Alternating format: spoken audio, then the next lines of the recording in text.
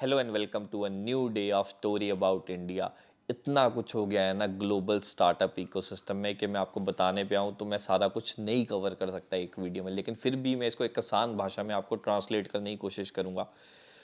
जो आप chat GPT use करते हो ना, ये एआई वाली, इसके जो पेरेंट कंपनी है उसका नाम है ओपन एआई। ओपन एआई के को फाउंडर है सैम ऑल्टमैन।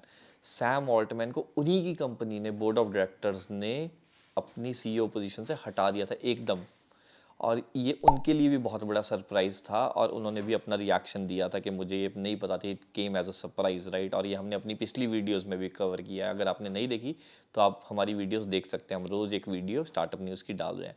एनी हाउ, तो सैम ऑल्टमैन को जब उसकी कंपनी ने निकाल दिया तो एकदम ही मैस हो गया, क्योंकि उसके साथ ही सारे एम्प्लॉयज़ का जो सपोर्ट है ओपन एआई के, वो सैम ऑल्टमैन को मिला। जो कि उनके ट्विटर थ्रेड पर भी आपने देखा होगा कि वो कोट ट्वीट कर करके उनके एम्प्लॉयज़ दिखा रहे थे how much they love their team.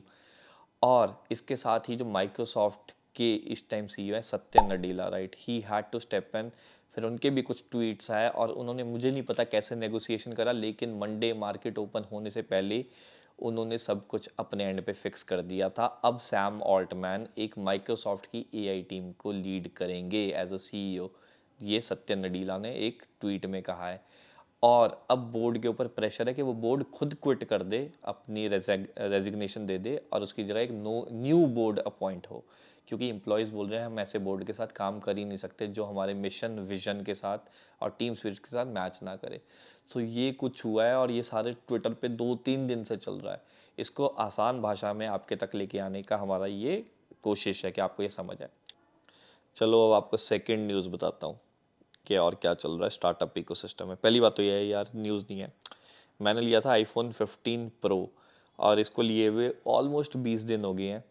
जो इसमें ओवर हीटिंग वाली प्रॉब्लम थी जो लोग रिपोर्ट कर रहे थे, वो तो मेरी शायद सॉल्व हो चुकी है, अब नहीं ओवर हीट हो रहा। पिछले 10 दिनों से पता नहीं सॉफ्टवेयर अपडेट हुआ है, शायद उससे फिक्स हो गया है।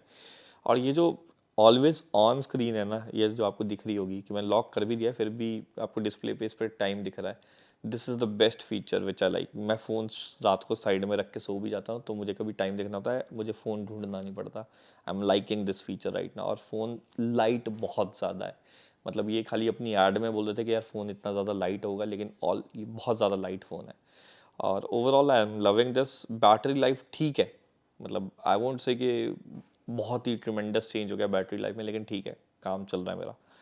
एंड कैमरा, कैमरा तो अभी मैंने थोड़ा ही यूज़ करा है because I have another full frame camera, लेकिन I will use it and will probably tell you in some other video. चलो आपको आज की सेकंड स्टार्टअप न्यूज़ बता देते हैं कि शेयर चैट है ना जो कंपनी, उसने फाइनेंशियल ईयर 23 में 533 करोड़ रुपए का रेवेन्यू अर्न करा है। ये फाइनेंशियल ईयर 22 में कितना था, 347 करोड़ था फाइनेंशियल ईयर 22 में। और ये इंक्रीज़ कितने परसेंट है, 59.4%। तो आप इमेजिन कर सकते हो कि इतना ऑलमोस्ट 60% इंक्रीज़ आ गया इनके रेवेन्यू में। तो कुछ तो अच्छा इन्होंने किया होगा जो पिछले साल से इम्प्रूव करे हैं, या फिर इनकी एक्सपेंशन स्ट्रैटेजी होगी, या जो भी ये इम्प्लीमेंट कर रहे हैं उसका रिजल्ट अच्छा है, रेवेन्यू बढ़ चुका है।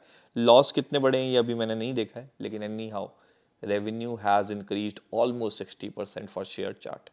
स्टार्टअप न्यूज़ तो अब आपको बता दी, अब आपको बताते हैं फंडिंग न्यूज़ जो आ रही है कि एक वर्चुअल क्रेडिट कार्ड प्लेटफॉर्म है जिसका नाम है कीवी, उसने रेज करे हैं $13 मिलियन। और किससे रेज करे हैं, एक तो है Omidyar with participation from existing investors जो कि है Nexus Ventures and Stellaris ventures.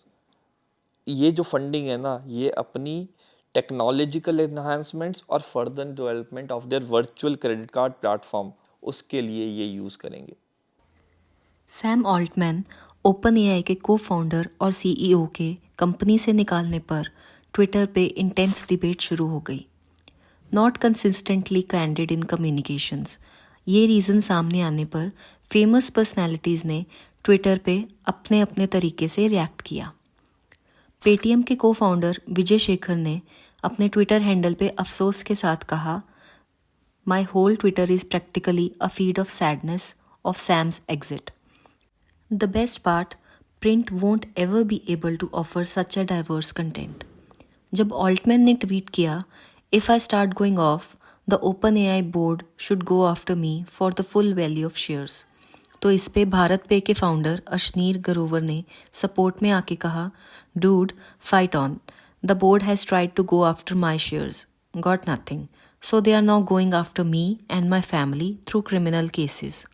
It's a long fight with you. Paul Graham, एक कंप्यूटर साइंटिस्ट और एसेइस्ट, ने इनडायरेक्ट मैनर में कहा, When I talk to more established startups, one of the first things I want to know after asking about the growth rate and whether they are profitable is whether the founders still have board control. I am more optimistic about the company when the answer is yes. Brian Chesky, Airbnb के CEO, ने full support देते हुए कहा, Sam Altman and Greg Brockman have my full support. I am saddened by what transpired. They and the rest of the OpenAI team deserves better. Fenori AI के cofounder Manish Maheshwari को ये shock की तरह लगा. उन्होंने काफ़ी डिटेल्स बताते हुए ये भी कहा, This lack of clarity from OpenAI's board leave many uneasy. From employees to broader AI community, everyone's questioning the internal dynamics of the company. What does this mean for Altman's legacy and the future of OpenAI? Altman's absence might disrupt collaboration with stakeholders across industries.